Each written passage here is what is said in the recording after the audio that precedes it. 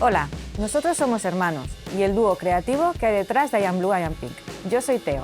Y yo soy Pedro. Con la dirección de arte, set design, fotografía y vídeo hemos colaborado con marcas como Baileys, Ornimans o el Fútbol Club Barcelona.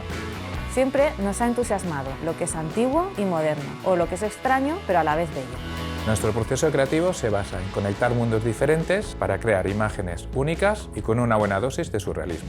Un producto debe impactar a la audiencia de la manera más rápida y eficiente posible. Idear y construir escenarios nos permite hacer esto a través de formas, colores y luces.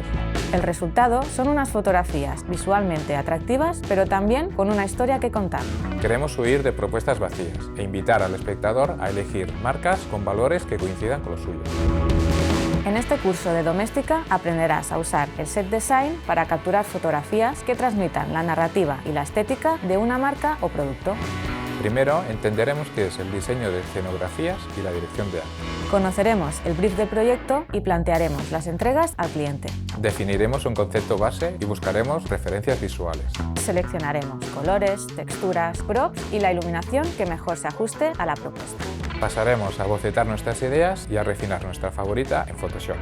Una vez aprobada, montaremos el set, los utensilios y toda nuestra atmósfera para finalmente poder disparar. Después del shooting veremos qué imágenes retocar en Lightroom y Photoshop y cómo aplicar lo aprendido en diferentes proyectos.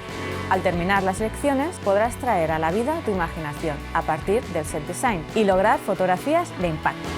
Así que prepara tu cámara y desata tu creatividad, porque vamos a elaborar imágenes llenas de color y con escenarios inigualables. Narra la historia detrás de una marca con imágenes fuera de este mundo.